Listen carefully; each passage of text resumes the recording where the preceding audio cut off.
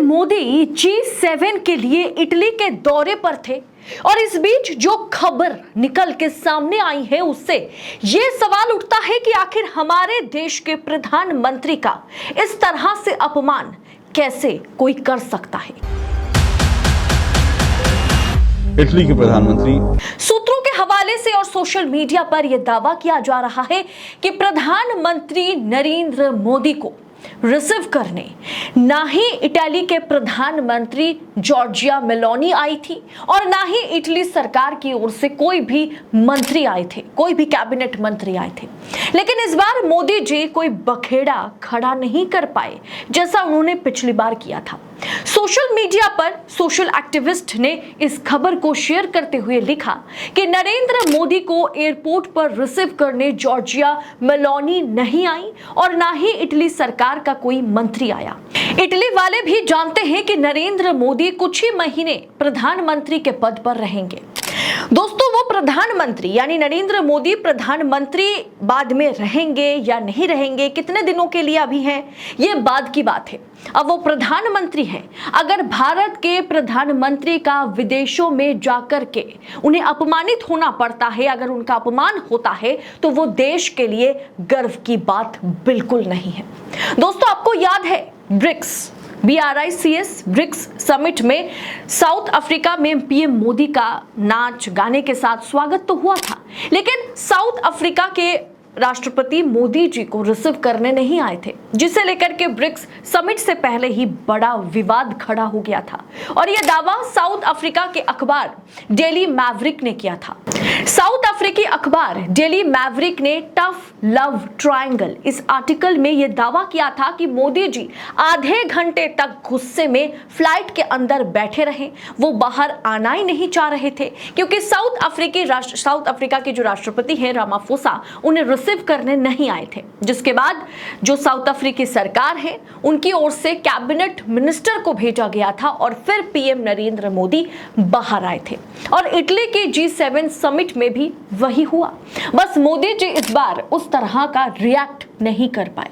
लेकिन इससे यह सवाल उठता है कि क्या गठजोड़ की सरकार बनने के चलते मोदी को अब अंतर्राष्ट्रीय पटल पर हल्के में लिया जा रहा है, या फिर मोदी जी की एंटी मुस्लिम या एंटी सेकुलर इमेज ने मोदी ने चुनाव के दौरान इस इमेज को और खतरनाक बना दिया था। विदेशी अखबारों में मोदी के दिए गए मुस्लिम विरोधी बयानों पर चर्चा की जा रही थी। क्या इसलिए भी नरेंद्र मोदी को वो सम्मान नहीं मिला G7 में जो भारत के प्रधानमंत्री को मिलना चाहिए था? क्या यही वजह है कि मोदी को रिसीव करने कोई भी इटली सरकार के मंत्री ना तो आए और ना ही प्रधानमंत्री जॉर्जिया मेलोनी खुद आई थी? यहां तक कि जस्टिन ट्रूडो के साथ मिलने के लिए मोदी जी को घंटों तक इंतजार करना पड़ा। CNN की इस वीडियो में यही दावा किया गया। लेकिन जैसे मैंने आपसे कहा कि मोदी जी इस बार कोई बखेड़ा खड़ा नहीं कर पाए। खैर, ये दावे सोशल मीडिया पर किए जा रहे हैं और उसी के हवाले से हम आप तक ये खबर पहुंचाए हैं। बाकी अंतर्राष्ट्रीय पटल पर जब प्रधानमंत्री को अपमानित होना पड़ता है तो वो सुखद खबर नहीं हो सकता किसी के लिए। हम भले ही सत्ता से सवाल पूछते हैं, सरकार को सवालों के कटघरे में खड़ा करते हैं, लेकिन अगर प्रधानमंत्री का अंतर्राष्ट्रीय पटल पर अपमान होता है वो हमें बिल्कुल भी मंजूर नहीं है। लेकिन सोचने की भी जरूरत है कि जब अहंकार सर चढ़कर बोलता है, जब आप देश की जगह खुद को विश्व गुरु बनाने में लग जाते हैं, जब आपके जो गोदी टोली है वो बस ये दिखाने की कोशिश करती है कि नरेंद्र मोदी के इशारे पर पूरी दुनिया चल रही है, जबकि सच ऐसा नहीं होता।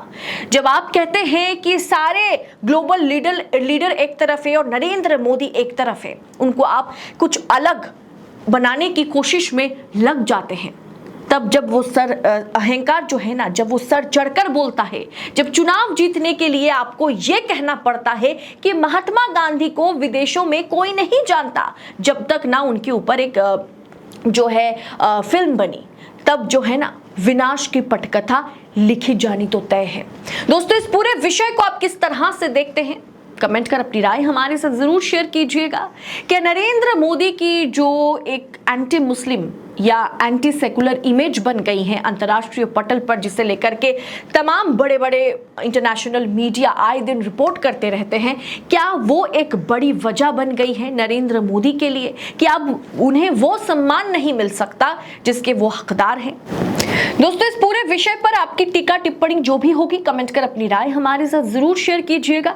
बाकी बार बार मैं कहूंगी कि देश नीति पूरी तरीके से इसका मुखालिफत करता है कि नरेंद्र मोदी को अंतर्राष्ट्रीय पटल पर अगर इस तरह की बेइज्जती झेलनी पड़ी है तो हम इसका साथ बिल्कुल भी नहीं देते और ना ही हम इसका समर्थन करते हैं। लेकिन सोचने की भी आवश्यकता है कि अगर अब तमाम कम्युनिटी को अगर आप उसमें दरार पैदा करने की कोशिश करेंगे, अगर आप ह्यूमैनिटी से बाहर जा करके सिर्फ हिंदू राष्ट्र और हिंदुत्व की बात करेंगे, अगर आप बाकी समुदायों को कहीं ना कहीं ठेस पहुंचाने का काम करेंगे, तो ये हाल जो है, ये हश्र जो है भारत के प्रधानमंत्री का हो सकता है। फिलहाल इस रिपोर्ट में इतना ही। आपसे जल्द होगी मुलाकात ऐसी तमाम खबरों के साथ। देश नीति आप तक ऐसी खबरें पड़ताल के साथ पहुंचा सके, इसके लिए आपको देश नीति का साथ देना होगा। चैनल को सब्सक्राइब जरूर कीजिएगा। वीडियो पसंद आई होगी तो लाइक और आगे शेयर जरूर कीजिएगा। बाकी इस रिपोर्ट में इतना ही। बहुत बहुत शुक्रिया आपका। जय हिंद, जय भारत।